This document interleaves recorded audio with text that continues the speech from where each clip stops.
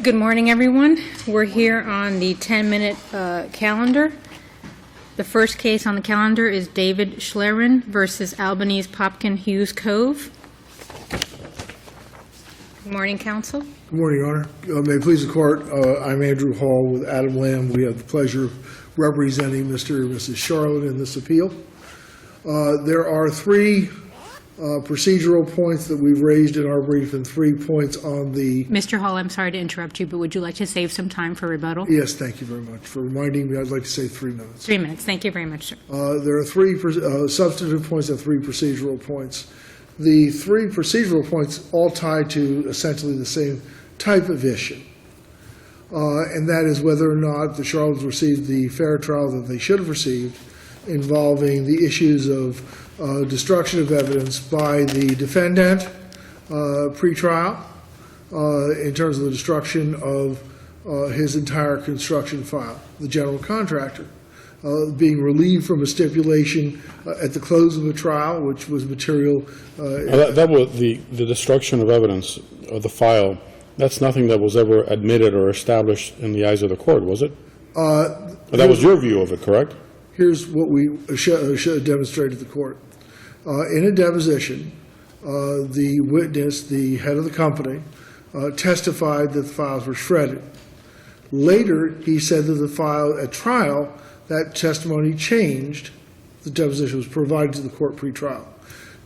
We filed a motion for spoliation pre-trial. The court did not rule, declined to rule, reserved for hearing at the time of the trial. During trial, that testimony changed. He was confronted with he destroyed evidence. He refused to deal with that term. But in his deposition, he had the issue of he shredded the file. We know the notes existed during the trial preparation. You were talking about his personal notes, correct? No, sir. The corporation's field, there would have been field notes and job notes reflecting. He made it sound like it was on a pad, but we were talking about the field notes and records reflecting what the job superintendent makes with respect to who goes to the job each day, etc.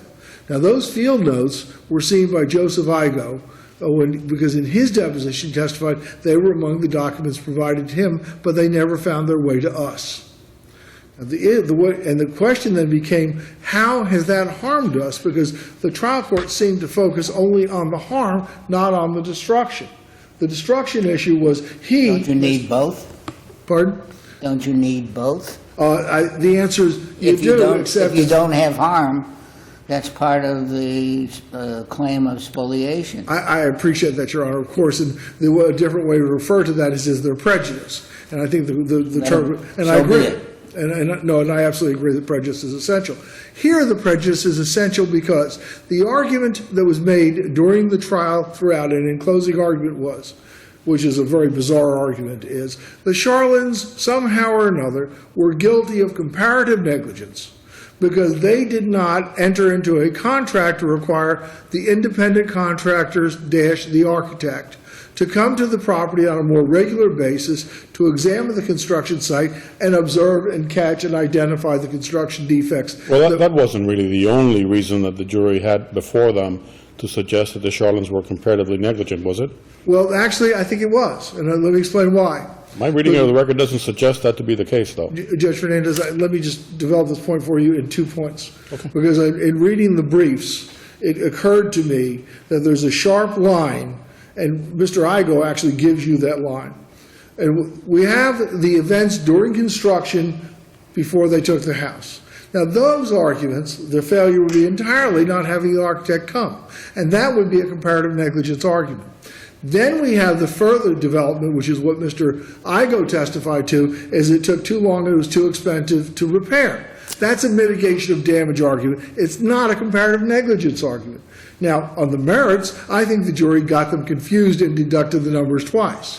What does that have to do with spoliation? How were you hurt by assuming that they were deliberately destroyed, which is part of the spoliation, right, when they thought or were should have been under a reasonable belief that it was necessary not to destroy them? Well, first of all, how were you harmed by this? Okay. What conceivably was in those alleged notes that were allegedly spoliated that hurt you? Great question. Here's the answer. It's as simple as that. The argument was that the design was unclear by the architect. That was the argument. That there were parts of the design dealing with window installation that were not sufficiently detailed by the architect that would have allowed the builder to install. Right, but wasn't one of the issues the water intrusion from the windows, and that was a defect of the actual windows itself, and that's why the manufacturer was sued? There were two types of defects. One was the defect where it was systematic to the window. The other was a defect in installation. I'm referring to the installation issue right now in dealing with Judge Schwartz's question. And the point is that on the installation question and the comparative negligence issue, those notes would have identified the calls that would have been made to the architect asking for, because the testimony was that when plans are unclear, the profession contemplates a communication back and forth between the architect and the contractor. Did the architect testify? The architect did not testify. Was he incommunicado? No, it was not. But the fact of the matter is, it was our view that the architect was always available when needed. And the notes would have confirmed. Mr. George Hernandez, his testimony was taken and preserved in a deposition, correct? That's right, it was. Did he give testimony in the deposition concerning these communications? He said he was always available when asked. What? He confirmed that he was available to the builder when asked.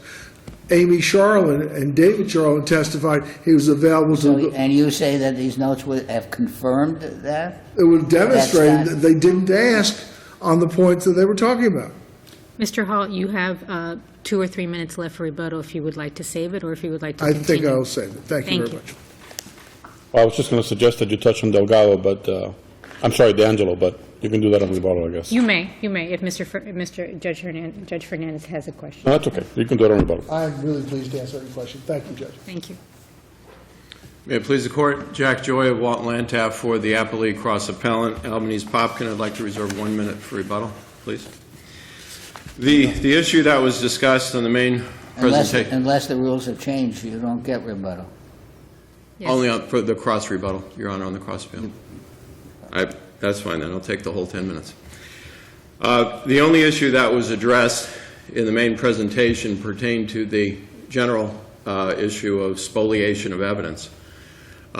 We've asserted numerous responses to these arguments, and there's really 3 components to it, and none of them demonstrate error or reversible error. So what was it that was alleged to have been destroyed? The As notes? far as I can tell, Your Honor, Mr. Leonard Albanese was asked with regard to his receipt of what were called weekly progress reports, and there's some indication in the record that those were called memos, as well as notes that he would make to himself, which in my mind were almost in the realm of sticky type notes. He said some were on napkins, some were on pieces of paper.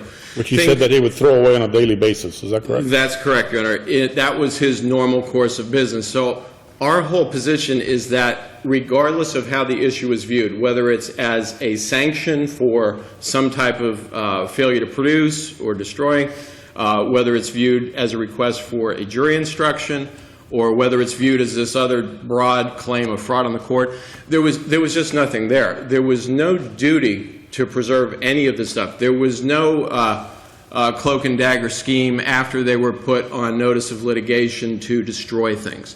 It was the ordinary course of business during a construction job to not retain certain items once the job was completed. That's all Mr. Albanese testified to. So it was never established in terms of whether or not there was some type of... And these were notes, and I don't want to call them notes, but these were items that on a daily basis would arise at the construction site. Correct. So it would be, fix a water spout or whatever, and normally it could be a punch list or something that needed to be fixed. In the nature of a mental checklist that was recorded to deal with that day. So that's the documents we're talking about. And the law seems pretty well settled. I know there's been a lot of spoliation cases and a lot of different analyses of these issues in terms of discovery sanctions, rebuttable presumptions, negative jury inferences, but all the cases seem to land on the proposition that the allegedly spoliating party must have some duty to keep something. There must have been some request that they keep things, or there must have, at a bare minimum, been some type of reasonable fact showing a reasonable anticipation of litigation. And that just wasn't here. This job, the CO, was issued in March of '03. Right, these are issued notes that would have occurred during the course of construction prior to the discovery of any alleged construction defects. Correct. At best, during a standard punch list. And all of the subject of the notes, which is what happened during the construction, was the subject itself of a multi-week trial. Yes, Your Honor. Everything that was being put in the notes was what was going on during the course of the construction. And that's what the case was about. And during the trial, it came out what the issues were with the house, with regards to water damage, the Correct. water damage from the intrusion through the windows, and the manufacturer for the windows was sued, correct? The manufacturer of the windows was a Fabre defendant on this verdict form, and also, I believe, a third-party defendant, but that was severed out. But yes, here, the main physical evidence, which And the was architect was also sued but settled, correct? settled before trial. The main physical evidence was the house itself, and the plaintiffs took control of the house. There was no allegation of any destruction of anything physical pertaining to the house. This was, at best, secondary, non-essential evidence. And this court has said they weren't able to find, in the Palmas case versus DuPont, that this court was not able to find any law which said you can get a negative inference jury instruction for alleged destruction of non-essential secondary evidence. So it just wasn't there. There was no showing of harm or prejudice with regard to this issue, and we feel it is a non-issue. And or there were no rulings obtained on the issues presented to this court. What about your cross appeal, Mr. Jones? Yes, Your Honor. We have asserted on the cross appeal, and admittedly, based on the review I've done, Your Honor, this case seems to fall in somewhat of a crack in terms of the case law. I can't tell you a case specifically for me. Well, it's not a matter of the case law, is it? Isn't it a matter of the legislature changing the law to provide for now no joint and several liability? And if there is no joint and several liability, what's the basis for a set-off? Your Honor, I would admit to you that the amendment of the statute after D'Angelo is an analytical negative for our side of the issue. However, You know what, I'm going to use that term Yeah, in that's some about as opinion far- I write. Oh, boy, you're really Can you going do that out on a again? limb there, Mr. Jones. thank you, Judge. But what I'm saying, Your Honor, is that the statute does not specifically address this scenario. But how can you reconcile, how can there be a set-off if there's no joint and several liability? That's the whole basis of the prior law, that there had to be a set-off. Right. Your Honor, the difficult issue comes up when the admittedly trial strategy decision is to go with the empty chair and not the Fabre percentage. But what I'm saying, Your Honor, is Your Honor is correct. The statute says we're not jointly and severally liable, but our position is that the facts show that we were, in the sense of the fact that the window and door But there damages. is no such thing as joint and several liability. Except the relief is no longer available in Florida. The statute has made changes in that, and it's just, I'm saying that when the architect is not on the verdict form, then I think we have an argument that we were held liable. So that's our argument on that. I don't know how I am time-wise, Your Honor. You're actually still very good time-wise. I'm sorry? You still have time, if you would like to continue. If the court has any other questions about any of the other issues that were not addressed by the appellant on the main appeal, I'd be happy to attempt to answer those questions. On the cross appeal, you're not really maintaining the position that if we follow the statute, that we somehow would be overruling the Supreme Court's D'Angelo decision, are you? Factually, no. The cases are not directly on point. So I would say no, Your Honor, with the change in the statute. We're just saying that, What was that singer that sang Tiptoe Through the Tulips? What was that? yes. Well, you did that very well. Thank you. Thank you. So basically, we're saying that with regard to none of the points that they have asserted they haven't shown any error at all. I'd respond to the comparative negligence issue.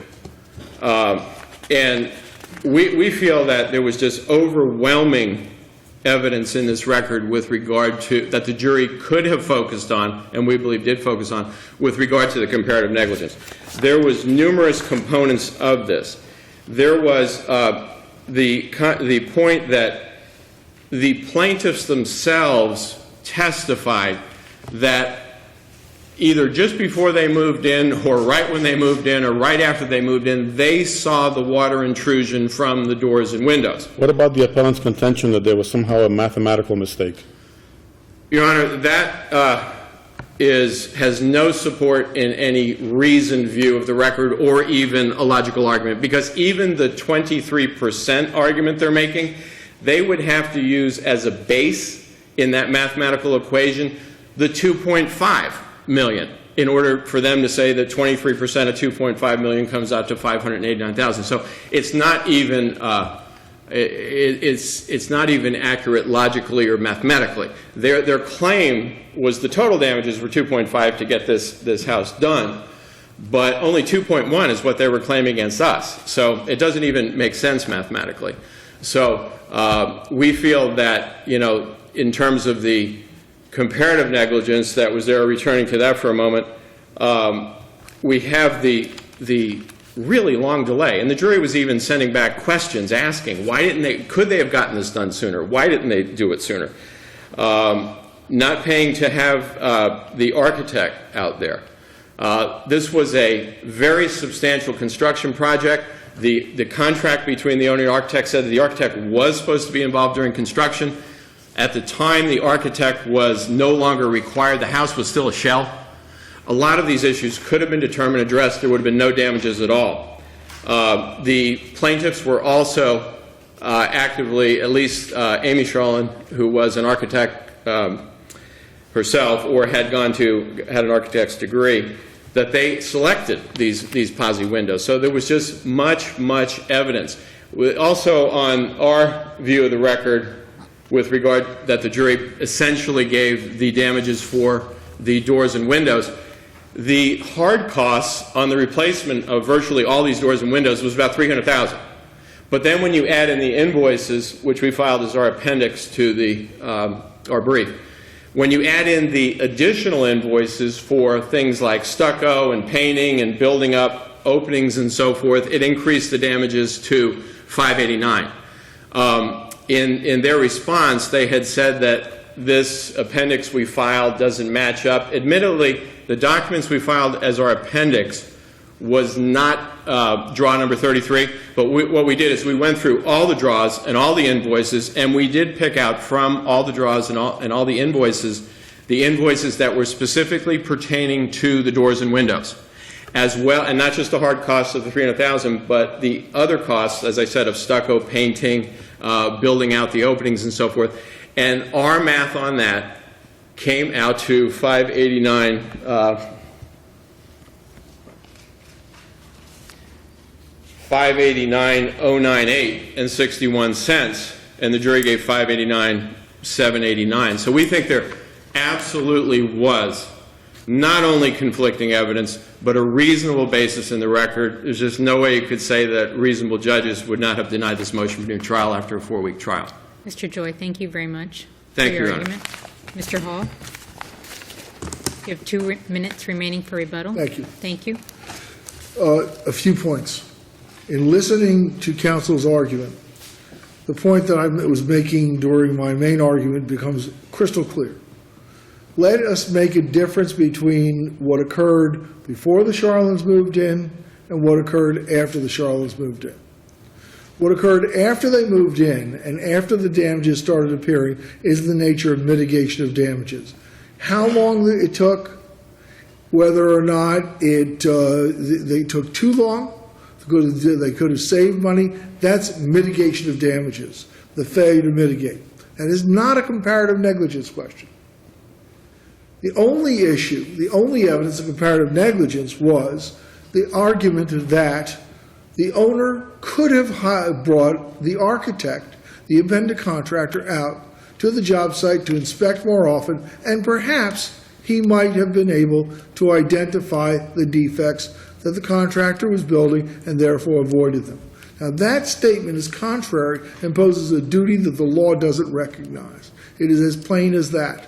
The owner has a right to rely upon the builder. The owner has a right to inspect or not to inspect. The owner has no duty to inspect, only a right to. And that right to inspect, based upon the law that we've provided to you, does not translate into a comparative negligence if you don't inspect, or if you don't have an independent contractor inspect for you. And that was the only argument that the jury could have found comparative negligence on. It is not legally cognizable.